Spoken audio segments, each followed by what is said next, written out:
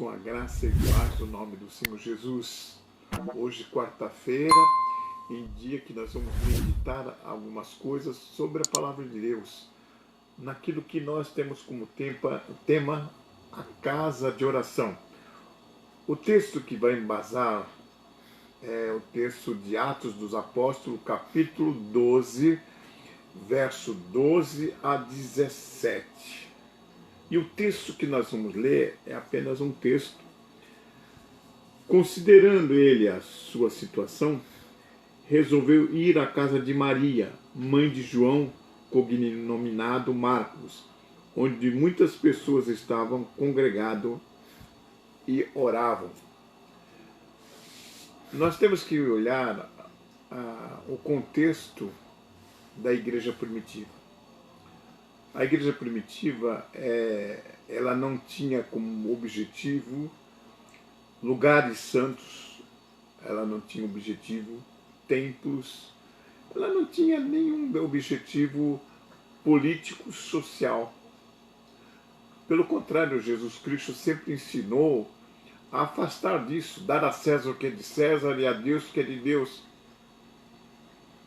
Ninguém pode estar junto o que é de César e ficar juntamente com o que é de Deus, porque há uma dicotomia entre César e Deus. E Jesus Cristo passou para essa posição de que não haveria necessidade de se preocupar com o aspecto do poder. A igreja era uma igreja de carisma, mas não de poder. E aqui nós vamos ver o contexto que Pedro e Tiago foram presos por Herodes. Herodes imediatamente executou Tiago, mas Pedro, por uma intervenção milagrosa através de um anjo, soltou do cárcere. E ele realmente, ao ver solto, ele quis estar na casa da mãe de João e Marcos. E lá, como era de costume, os irmãos e as irmãs oravam. Eu achei interessante que quando ele bateu a porta, a criada que foi atender ficou perplexa, que deixou Pedro lá na porta. E foi avisado às pessoas com muita alegria que Pedro estava na porta, e as pessoas não acreditavam, porque achavam realmente que poderia ser outra pessoa ou poderia ser um anjo, mas nunca Pedro. Depois realmente deu-se a certeza que ele era ele mesmo. A finalidade realmente de estar sempre reunir nas casas era uma temática muito grande da igreja primitiva até o século XIV, até o século IV, ou seja, a partir do ano 317. Antes não havia realmente nenhum lugar especial. As pessoas se reuniam nas casas. A igreja era uma igreja que não tinha bens materiais, não tinha patrimônio, não estava preocupado em acumular riqueza, porque era de todos, todos participavam, porque o grande legado era espiritual, estar unidos, estar juntos. E nesse momento em que Herodes abre uma opressão contra a igreja foi oprimida primeiramente pelos judeus, as pessoas tinham a oportunidade de ficar reunidas nas suas casas, orando e intercedendo pelaquela situação, que não era uma pandemia, mas era realmente uma situação de perseguição, onde as pessoas eram consideradas ilegais, não havia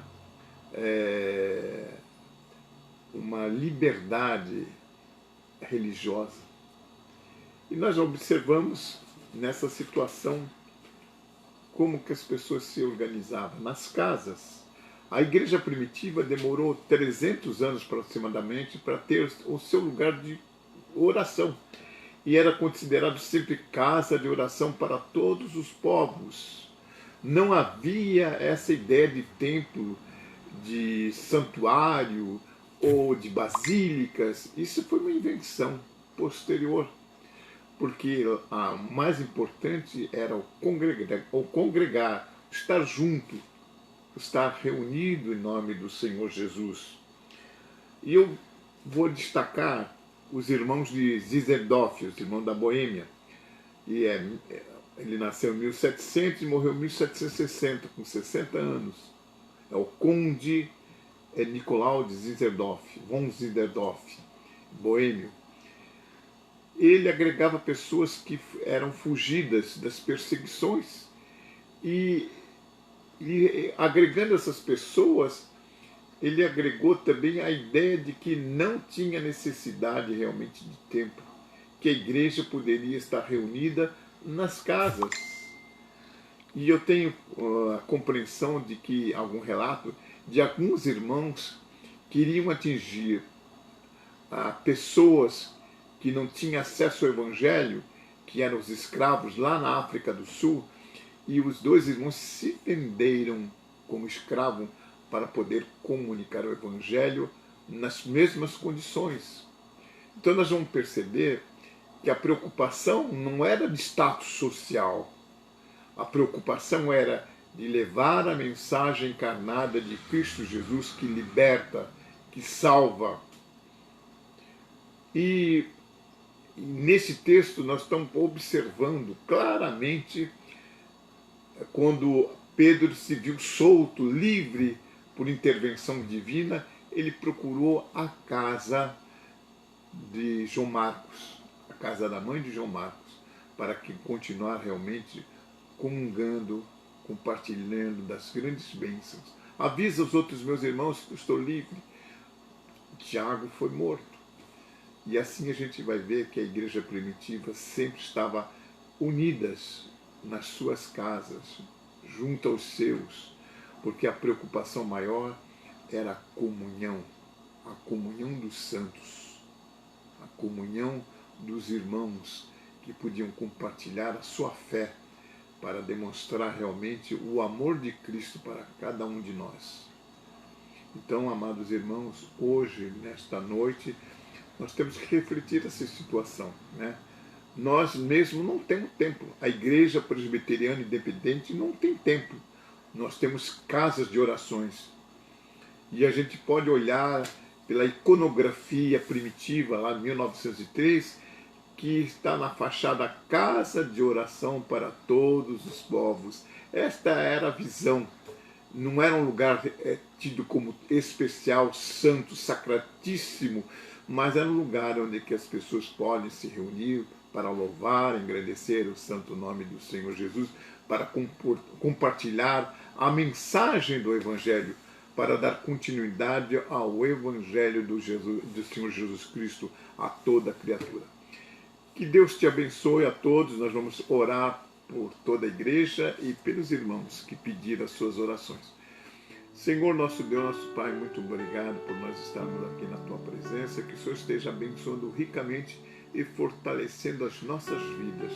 Que Tu esteja visitando, Senhor, as pessoas que estão passando muito apertado nessa situação econômica que o Brasil vive.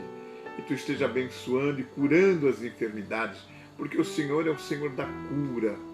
O Senhor é realmente aquele que liberta o pecador, é aquele que salva o homem completo. E nós pensamos assim, que Tu esteja intervindo, Senhor, no coração de cada um, que Tu esteja dando consolo àqueles que estão ansiosos, porque a situação de quarentena nos deixa muito ansiosos, Senhor. Que Tu esteja, Senhor, dando segurança, que Tu esteja dando realmente condições para que nós possamos prosseguir na jornada do Evangelho. Sede conosco, aumenta a nossa fé e nos abençoe ricamente em nome do Senhor Jesus. Amém. Que vos abençoe todos, que Deus dê realmente uma noite agradável em nome do Senhor Jesus. Boa noite.